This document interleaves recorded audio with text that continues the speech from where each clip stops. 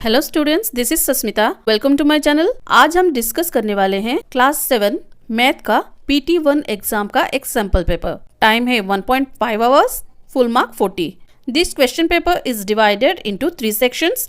Section A में सारे questions 1 mark के हैं, सेक्शन बी में सारे क्वेश्चन 2 मार्क के एंड सेक्शन सी में क्वेश्चन 5 मार्क के हैं। तो चलिए स्टार्ट करते हैं सेक्शन ए से। Choose correct option. Question number 1, the integer whose product with -1 is 1। कौन सा ऐसा इंटीजर है जिसको -1 के साथ मल्टीप्लाई करने के बाद हमको आंसर 1 मिलेगा। जैसे आप सबको पता है, माइनस साइन के साथ अगर हम माइनस साइन को मल्टीप्लाई करते हैं तो हमको पॉजिटिव साइन मिलता है। तो यहाँ पे आंसर हमको +1 चाहिए, तो इसीलिए हमको आंसर माइनस इंटीजर ही चाहिए। तो यहाँ पे देखिए बी -1, -1 को अगर हम -1 के साथ मल्टीप्लाई करते हैं तो आंसर आता है +1। So here the option B -1 is the correct one. Next question number 2, 10 division -5 is equal to. 10 को -5 के साथ डिवाइड करेंगे तो आंसर क्या आएगा। अगर डिवीजन में एक इंटीजर प्लस साइन का है, दूसरा इंटीजर माइनस साइन का है, देन आंसर हमारा माइनस में ही आएगा। Okay, so here the answer will B -2। 10 division -5 is equal to option C -2. This one is the correct answer. Next question number 3. If 16 division x is equal to 16, then x is equal to। कौन से number से 16 को divide करेंगे तो हमको answer 16 मिलेगा। ये तो बहुत सिंपल है, सारे बच्चों को पता होता है। 16 division 1 is equal to 16. So here the option A 1 is the correct answer. Next question number 4. Which of the following is not an equivalent fraction of 3/5? चलिए एक एक करके चेक करते हैं। Option A 6/10। अगर 3/5 में न्यूमरेटर एंड डिनोमिनेटर दोनों को 2 से मल्टीप्लाई किया जाए तो हमको मिल जाता है 6/10। सो 6/10 is an equivalent fraction of 3/5। Next बढ़ते हैं ऑप्शन बी की तरफ, 9/15। अगर 3/5 में न्यूमरेटर और डिनोमिनेटर दोनों को 3 से मल्टीप्लाई किया जाए तो हमको मिलता है 9/15। सो this is also not the answer. Next बढ़ते हैं ऑप्शन सी की तरफ, 12/20। अगर 3/5 में न्यूमरेटर एंड डिनोमिनेटर दोनों को 4 से मल्टीप्लाई किया जाए तो हमको मिलता है answer 12/20। So this is also not the answer. आगे बढ़ते हैं डी की तरफ, 15/24। अगर 3/5 में न्यूमरेटर और डिनोमिनेटर दोनों को कोई भी नंबर से हम मल्टीप्लाई करें 3, 4, 5, हमको 15/24 नहीं मिलेगा। So 15/24 is not the equivalent fraction of 3/5 is the correct answer.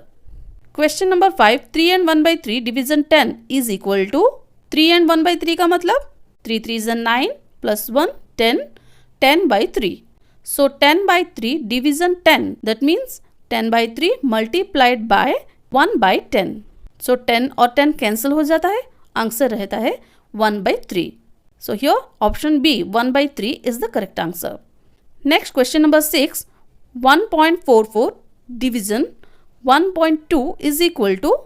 Decimal का डिवीजन हम कैसे करते हैं। सबसे पहले तो आप इसको नॉर्मल नंबर के जैसा डिवाइड कर लीजिए। जैसे कि सोचिए 144 डिवीजन 12, तो आंसर हमारा आता है 12। नेक्स्ट हम प्लेस करेंगे यहाँ पर डेसिमल का पॉइंट। पहला नंबर देखिए 1.44, यहाँ पे 2 डिजिट के पहले लगाया गया है डेसिमल का पॉइंट। एंड दूसरा नंबर क्या है 1.2, यहाँ पे देखिए 1 डिजिट के पहले लगाया गया है डेसिमल का पॉइंट। दैट मीन्स 2 - 1 is 1, तो हम यहाँ पे 1 डिजिट के पहले डेसिमल का पॉइंट यूज कर देंगे। That means the answer is 1.2। So here the option A 1.2 is the correct answer. Next आगे बढ़ते हैं क्वेश्चन नंबर 7 की तरफ। A batsman score the following number of runs in 6 innings. और स्कोर कौन कौन से हैं 35, 30, 45, 65, 39 and 20। The mean runs scored by him in an innings is. तो मीन का रूल क्या होता है, सम of all observations by number of observations. Observation mean यहाँ पे बैट्समैन ने जो स्कोर अचीव किया है, these are the observations of this data.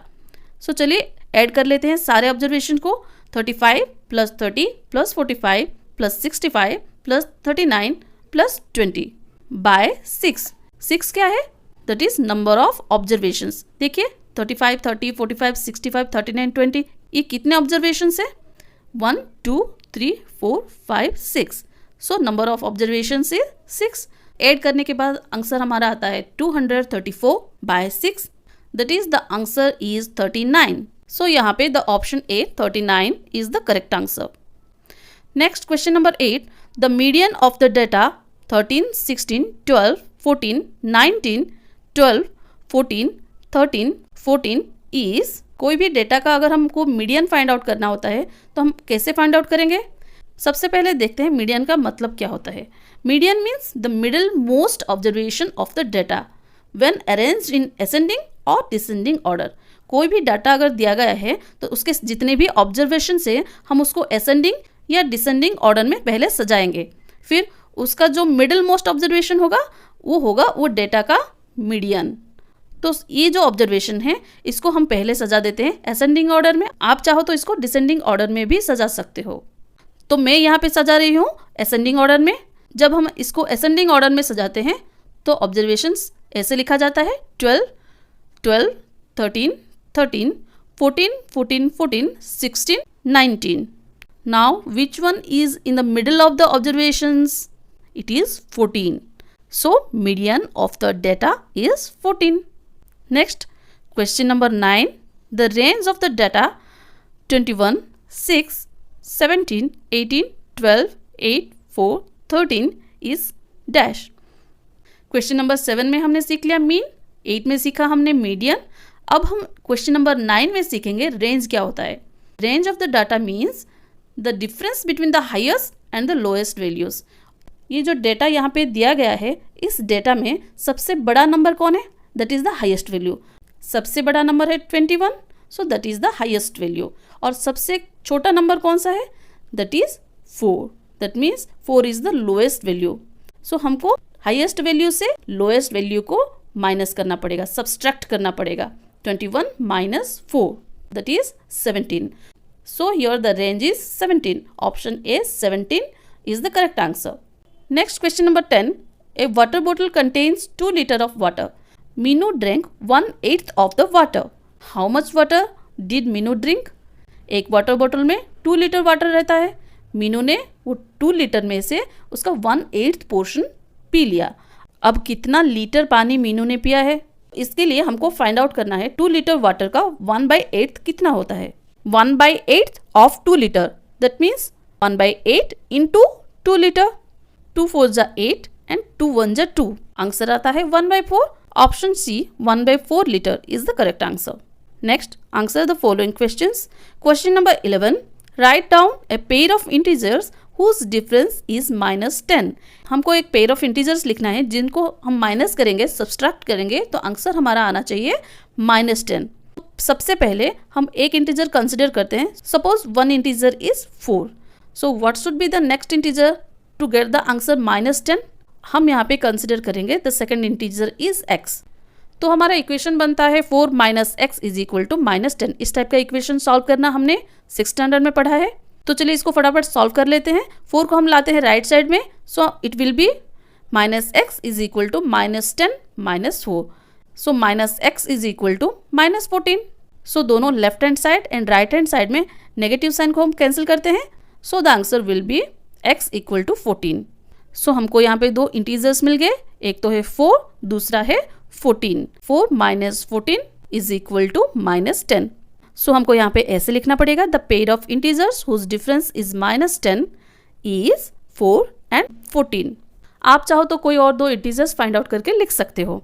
जैसे कि एक और पेयर में आपको बता देती हूँ, -14 एंड -4। इन दोनों को भी जब हम सब्सट्रैक्ट करते हैं हमको आंसर मिलता है -10। ऐसे बहुत सारे पेयर्स आप चाहो तो बना सकते हो। जितना प्रैक्टिस करोगे आप उतना परफेक्ट बनते जाओगे। तो मैं चाहूंगी आप 2-3 और ऐसे पेयर्स फाइंड आउट करके मुझे कमेंट सेक्शन में पक्का बताइए। Question number 12. Evaluate the following -31 division -30 plus -1। इस तरह का क्वेश्चन हम जब सॉल्व करते हैं सबसे पहले ब्रैकेट के अंदर जो होता है उसको हम सॉल्व करते हैं। तो चलिए ब्रैकेट के अंदर जो है उसको पहले सॉल्व कर लेते हैं। -31 डिवीजन -30 प्लस -1। सो -30 -1 आंसर क्या आएगा? -31। अब देखिए -31 डिवीजन -31 आंसर आएगा 1। Next question number 13. Find out the value of 0.1 multiplied by 51.7. अब इसको हम नॉर्मल नंबर के जैसे सबसे पहले मल्टीप्लाई करते हैं, that is 1 multiplied by 517. Answer will be 517. Now we will place the decimal point. First number में देखिए एक डिजिट के पहले है डेसिमल पॉइंट, और नेक्स्ट नंबर में भी देखिए एक डिजिट के पहले ही है decimal point. So 1 + 1 is equal to 2. So answer में हमको 2 डिजिट से पहले डेसिमल का निशान लगाना पड़ेगा. सो 517 में 7 और 1 इन दोनों के पहले हम डेसिमल का पॉइंट लगा देंगे, that is 5.17. This is the answer. Next question number 14. Find the mean of the first 5 whole numbers. So first 5 whole numbers क्या है? The first 5 whole numbers are 0, 1, 2, 3 and 4. So the mean of these 5 whole numbers is, mean का formula क्या था? Sum of the observations by number of observations. तो चलिए observation को कर देते हैं add. 0 + 1 + 2 + 3 + 4 by 5. That is 10 by 5. The answer is 2. So the mean of first 5 whole numbers is 2. Next question number 15. Find the average of 4.2, 3.8 and 7.6. Average means the same mean. जैसे हम mean find out करते हैं, कोई भी data का average भी हम वैसे ही फाइंड आउट करेंगे. सो यहाँ पे जितने भी ऑब्जर्वेशन है उन सबको ऐड करेंगे and then number of observation से उनको डिवाइड करेंगे. So average is equal to 4.2 + 3.8 + 7.6 is equal to 15.6 by how many observations are there? 3 by 3 is equal to 5.2. So the answer is 5.2. Next question number 16. Tell whether the statement is true or false. सबसे पहला वाला question है the median is always one of the numbers in a data. हाँ, median किसको बोलते हैं हम? कोई भी डेटा का अगर मीडियन फाइंड आउट करना है तो वो डेटा का ऑब्जर्वेशन जो है उनको हमको असेंडिंग और डिसेंडिंग ऑर्डर में सबसे पहले अरेंज करना होगा. फिर उन ऑब्जर्वेशंस में से कौन सा ऑब्जर्वेशन मिडिल में है वो देखेंगे. That is the median of the data. That means median is always one of the numbers in A data. So this statement is true one. Next be the smallest positive integers is 1. Yes, this is true. 0 जो है वो integer तो है लेकिन वो ना positive है ना नेगेटिव है. सो here the smallest integer is 1 and that is also positive. So this statement is the true one. Next, see, the division of any integer by 1 gives the same integer. Yes, this is true. Next, D, 3/5 of 100 is equal to 60. 3/5 of 100 means 3 by 5 into 100. 5 1s are 5. 5 20 is 100. So 20 into 3 is equal to 60. So 3/5 of 100 is 60. This is also true. Next, E, 0.2 into 0.2 into 0.2 is equal to 0.8. देखिए इसको सबसे पहले तो हम normal numbers के जैसा multiply कर लेते हैं. 2 2 4, 4 2 8. लेकिन पहला नंबर देखिए 0.2, एक डिजिट के पहले है decimal.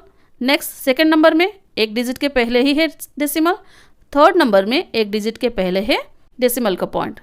So 1 + 1 + 1 is equal to 3. मतलब आंसर में 3 डिजिट से पहले हमको देना पड़ेगा डेसिमल्स का निशान. लेकिन यहाँ पे लिखा गया है 0.8. Answer should be 0.008. So this is the false one. Next question number 17. Match column A with column B. Column A को कॉलम बी के साथ हमको मैच करना है. First one is reciprocal of a number less than 1. Reciprocal मतलब क्या होता है? सपोज 1/5, इसका रेसिप्रोकल है 5/1.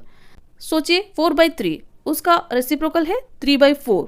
मतलब आपको न्यूमरेटर वाले नंबर को ला देना है डिनोमिनेटर के प्लेस पर, और डिनोमिनेटर के प्लेस पर जो नंबर है उसको ला देना है हमको न्यूमरेटर की जगह पर. तो हमको मिल जाता है रेसिप्रोकल नंबर. सो 1 से जितने भी छोटे नंबर है उनका रेसिप्रोकल नंबर क्या होगा? इसके लिए हम एक एग्जाम्पल सोच लेते हैं. 1 से जो छोटा है वो एक नंबर, दैट इज 3/4. जब हम इसका रेसिप्रोकल सोचते हैं तो वो बन जाता है 4/3. And 4/3 is always greater than 1. So here the option E, greater than 1, will be the correct answer. Next one is reciprocal of a number greater than 1. 1 से जो बड़े नंबर है उनका रेसिप्रोकल क्या होगा? 1 से एक बड़ा नंबर हम सोच लेते हैं 4/3. तो उसका रेसिप्रोकल क्या हो जाता है? 3/4. मतलब जब हम उसका रेसिप्रोकल नंबर फाइंड आउट करते हैं वो बन जाता है 1 से छोटा. Here the option A, smaller than 1, this is the correct answer. Next, the product of a fraction and it's reciprocal. कोई भी फ्रैक्शन और इसका रेसिप्रोकल का मल्टीप्लिकेशन क्या होगा? जैसे कि अभी अभी हमने किया 3/4, उसका रेसिप्रोकल नंबर क्या था? 4/3. जब 3/4 और 4/3 को हम मल्टीप्लाई करेंगे तो हमको आंसर क्या मिलेगा? यहाँ पे देखिए 4 को 4 कैंसिल हो जाता है, 3 को 3 कैंसिल होता है, सो हमको आंसर मिलता है 1। सो यहाँ पे option B 1 will be the correct answer. Next one is 0 division any fraction. 0 के साथ कोई भी फ्रैक्शन को हम डिवाइड करेंगे तो आंसर क्या आएगा? C 0, right. So option C 0 is the correct answer. Next one is 4/3 of 27। 27 का 4/3 कितना होगा? दैट मीन्स ऑफ का मतलब फ्रैक्शन में क्या होता है? हमेशा मल्टीप्लीकेशन। सो चलिए कर देते हैं 4/3 इंटू 27। सो 3 1 जा 3, 3 9 जा 27 is equal to 9 4 जा 36. So here the option D 36 will be the correct answer. Next section B की तरफ बढ़ते हैं। Question number 18, shared half of the circles in the box A। यहाँ पे देखिए बॉक्स ए में जितने भी सर्कल्स हैं उनका हाफ हमको शेड करना है, कलर करना है। बॉक्स ए में कितने सर्कल्स हैं? बॉक्स ए में टोटल है 12 सर्कल्स। 12 सर्कल्स का हाफ कितना होता है? 6 सर्कल्स। सो 6 सर्कल को हम कर देंगे shade. Next question, 2/3 of the triangles in box B. Box B में देखिए जितना भी ट्राइंगल्स है उसका 2/3 आपको शेड करना है। बॉक्स बी में कितने ट्राइंगल्स हैं? 9 ट्राइंगल्स है। 9 ट्राइंगल्स का 2/3 पोर्शन कितना होता है? 2/3 इंटू 9, 3 1 जा 3, 3 3 जा 9 इज इक्वल टू 3 2 जा 6। सो आंसर होगा 6। 6 ट्राइंगल को हमको शेड करना है। Next question number 3, 3/5 of the squares in the box C. Box C में जितने भी स्क्वायर्स हैं उसका 3/5 आपको शेड करना है। बॉक्स सी में कितने स्क्वायर्स हैं? टोटल है 15 squares. So 3/5 of 15 that means 3/5 multiplied by 15। 5 1 जा 5, 5 3 जा 15 इज इक्वल टू 3 3 जा 9। सो हमको 9 स्क्वायर को शेड करना पड़ेगा। Next question number 4, 2/3 of the squares in the box C. Box C में जितने भी स्क्वायर्स हैं उसके 2/3 पोर्शन को आपको शेड करना है। सो 2/3 of 15 that is 2/3 multiplied by 15। 3 1 जा 3, 3 5 जा 15 इज इक्वल टू 2 5 जा 10 दैट इज 10 स्क्वायर्स को हमको शेयर करना पड़ेगा। इस वीडियो में इतना ही। नेक्स्ट वीडियो में हम बाकी क्वेश्चंस डिस्कस करेंगे।